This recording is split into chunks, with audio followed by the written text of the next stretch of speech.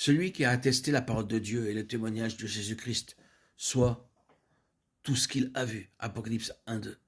Dans le livre de l'Apocalypse, le témoignage de Jésus-Christ est mentionné plusieurs fois. Ce fut à cause du témoignage de Jésus-Christ que l'apôtre Jean fut déporté sur l'île de Patmos, Apocalypse 1-9. C'est pour avoir maintenu le témoignage que les saints d'autrefois furent mis à mort, Apocalypse 6-9. Satan attaque furieusement ceux qui gardent le témoignage de Jésus, Apocalypse 12-17. Au retour du Seigneur, ceux qui auront gardé fermement le témoignage de Jésus régneront avec lui. Plus loin, un ange déclara à Jean que le témoignage de Jésus est l'esprit de la prophétie, Apocalypse 19-10. Et pour finir, Paul, dans une de ses épîtres, a aussi déclaré le témoignage de Christ ayant été solidement établi parmi vous, 1 Corinthiens 1-6. Qu'est-ce donc que le témoignage de Jésus-Christ? Il nous faudrait un peu de temps pour répondre pleinement à cette question. Nous ne pouvons ici qu'expliquer brièvement son essence. Le témoignage de Jésus-Christ comporte 4 aspects. Qui est Jésus, premièrement, c'est-à-dire ce qu'il était jadis et ce qu'il est maintenant.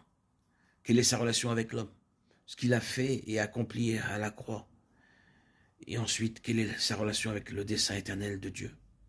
Nous croyons que ces 4 aspects englobent toute la portée du témoignage de Jésus-Christ. Beaucoup de choses pourraient être dites au sujet de ces 4 aspects.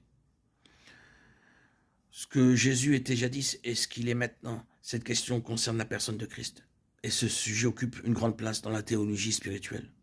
Ne croyons pas que la théologie soit simplement l'apprentissage d'une technique particulière. La méthode la plus profondément subtile et affinée du diable consiste à attaquer la personne de Christ. Il saisit toutes les occasions pour égarer les hommes par quelque profonde et physiologique approche de la personne de Christ. S'il parvient à séduire un croyant pieux en le faisant tomber sur ce plan-là, il pourra détruire la vie du ministère de cet homme. Souvenons-nous que bien que le diable, par ses complots rusés, tend un piège aux enfants de Dieu sur ce point précis. Plus nous voudrons aller loin avec le Seigneur et plus affiné pourra être la tentation satanique à l'égard de la personne de Christ. Votre être tout entier serait réduit à rien devant Dieu. Une légère remise en cause ou une petite erreur dans vos propos à l'égard de la personne de Christ et vous ne seriez plus d'aucune utilité dans la main de Dieu. Le diable concentre ses attaques sur les croyants consacrés pour les attirer hors du droit chemin de la vérité concernant cette question.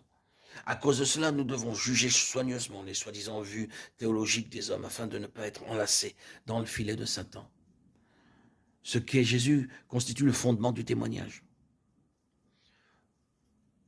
Tous les faux enseignements et les doctrines destructives visent directement ou indirectement ce thème central. Ils s'attaquent à la personne de Christ. Beaucoup essaient d'interpréter ce qu'il est de manière détournée, mais pour finir, nous constaterons qu'ils ne confessent pas que Christ est Dieu et ne permettent pas que d'autres le reconnaissent en tant que Dieu. Par conséquent, le premier aspect du témoignage de Jésus-Christ est en relation évidente avec sa personne.